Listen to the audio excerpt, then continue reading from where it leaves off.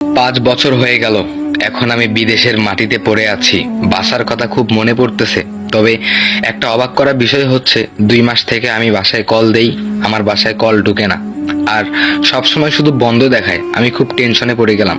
তবে ঠিক করেই ফেললাম, 5 বছর বাসায় যাইনি, এবার বাসায় যেতেই হবে। তারপরে পাসপোর্ট, ভিসা সবকিছুই করে ফেললাম। তারপরে রওনা দিলাম বাসার উদ্দেশ্যে। যখন দেশে আসলাম, দেশে আসার পরে বাসে উঠলাম। বাসে উঠে আমার পাশের সিটে একটা লোক বসেছিল। সেই লোকটি আমাকে বলল, ভাইয়া আপনি কোথায় যাবেন? তখন আমি বললাম যে কমলাপুর গ্রামে যাব। সেই লোকটি আমার এই কমলাপুর গ্রামের কথা শুনে চমকে উঠল। বলল যে আপনি কি সুস্থ আছেন?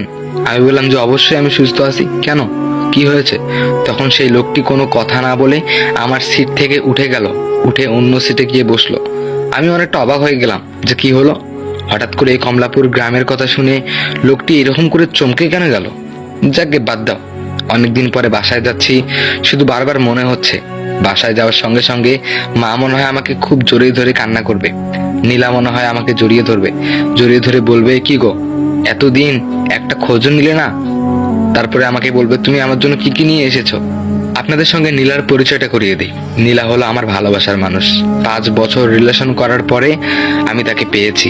আর আমাদের নতুন বিয়ে হওয়ার পরে 1 সপ্তাহ পর আমি বিদেশে চলে যাই। আর বিদেশ থেকে আজকেই ফিরতেছি। তাই খুব আনন্দ হচ্ছে যে আমার প্রিয় মানুষটি আমাকে পেলে কতই না খুশি হবে।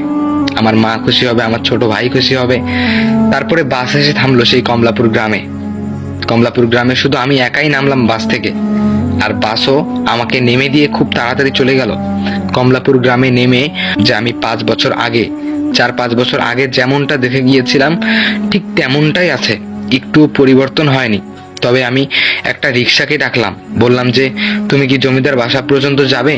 তখন রিক্সাওয়ালা বলল যে না, আমি অতদূর যেতে পারবো না। আমি বললাম কেন, তোমাকে আর আমি 100 টাকা বেশি দিব। তখন রিক্সাওয়ালা বলল যে ঠিক আছে, কিন্তু আমি কিন্তু ওখানে দাঁড়াতে পারবো না, আপনি আমাকে এখনই ভাড়াটা দেন। আপনি নেমে যাওয়ার সঙ্গে সঙ্গে আমি ওখানে 1 সেকেন্ড থাকতে পারবো না। আমি অনেকটা অবাক হয়ে গেলাম, বললাম যে কেন, কোনো সমস্যা? তখন সেই রিক্সাওয়ালা আমাকে বলল, সরি ভাইয়া, আমি আপনার প্রশ্নের কোনো উত্তর দিতে পারবো না। আপনি যদি রাজি থাকেন তাহলে আমি আপনাকে নিয়ে যেতে পারি। তখন আমি বললাম যে ঠিক আছে, এই নাও ভাড়া। তারপরে আমি রিক্সাওয়ালাকে ভাড়া দিয়ে দিলাম। ভাড়া দিয়ে চলে এলাম সেই জমিদার বাড়ির সামনে। আসলে জমিদার বাড়ি বলতে ভুল হবে, জমিদার বাড়ি আগে ছিল, তবে এখন আর সেটা নেই। জমিদার বাড়ির নামেই সেই জায়গাটা পরিচিত। সেই জমিদার বাড়ির পাশেই আমার বাসা, দোতলা একটা বাসা। তবে যখন আমি রিক্সা থেকে নেমে লোহার গেটটা খুললাম, তখন কেন জানি ছ্যাচ্ছার ছ্যাচ্ছার করে শব্দ হলো।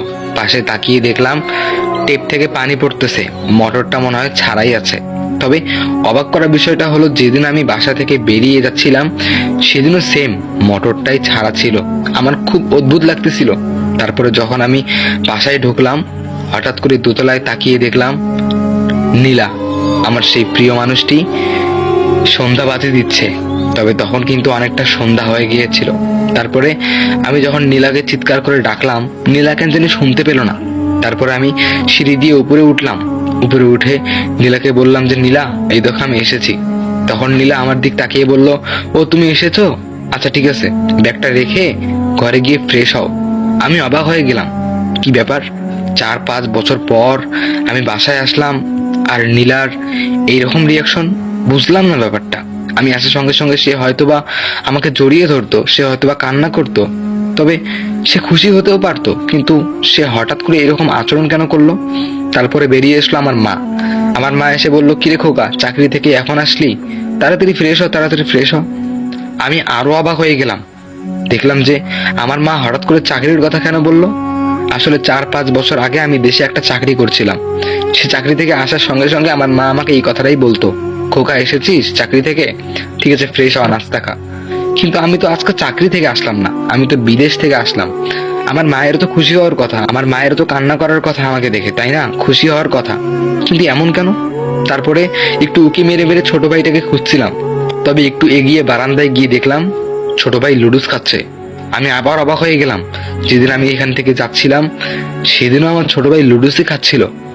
কেউ একটুও পরিবর্তন হয়নি, বাড়িটা আগের মতোই আছে। আমি অনেক অবাক হয়ে গেলাম, আমার মাথা কাজ করতেছিল না। তারপর আমি ব্যাগটা রেখে বাথরুমে গেলাম ফ্রেশ হওয়ার জন্য। তবে বাথরুমে গিয়ে আমি আবার অবাক হলাম, যে দেখলাম আমার সেই ব্রাশ, সেই সাবান, সেই বদনা, সেই টেপ সব আগের মতোই আছে, একটুও পরিবর্তন হয়নি, আর সাবানটাও শেষ হয়ে যায়নি। আমি অনেকটা অবাক হয়ে গেলাম। তারপরে যখন ফ্রেশ হয়ে বের হলাম, হঠাৎ করে দেখলাম আমার সামনে নীলা এসে দাঁড়িয়ে আছে। ভয় পেয়ে গেলাম, বললাম নীলা, হঠাৎ করে তুমি আমার সামনে দাঁড়িয়ে আছো কেন?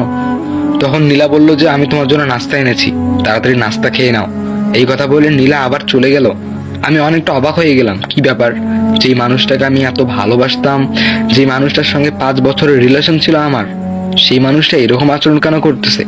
তখন আমি ভাবতে শুরু করলাম, এই 4-5 বছরে মনে হয় নীলা অন্য কাউকে পেয়ে গিয়েছে, আমাকে হয়তো বা ভুলে গিয়েছে।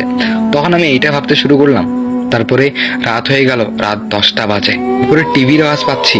তারপরে হঠাৎ করে পাশের রুমে গিয়ে দেখলাম মা আর নীলা বসে টিভি দেখতেছে। আমি বললাম যে মা, ঘুমাবে না? তখন মা বললো যে না, আর একটু পরে ঘুমাবো, এই সিরিয়ালটা শেষ করি। তারপরে দেখলাম যে সিরিয়ালটার মধ্যে সে আগের সিরিয়ালটা, 5 বছর আগে যে সিরিয়ালটা ছিল, সেই সিরিয়ালটাই এখনো চলতেছে। আর সেই পর্বটাই ছিল যেই পর্বটা আমি দেখে গিয়েছিলাম। খুব অবাক লাগতেছে। তারপরে কি হলো জানেন? সো গাইস, গল্পটি কেমন লাগতেছে একটু কমেন্ট বক্সে জানাবেন। এটা হলো প্রথম পার্ট। সো এখন আপনারা বলেন যে দ্বিতীয় পার্ট দিব কি দিব না।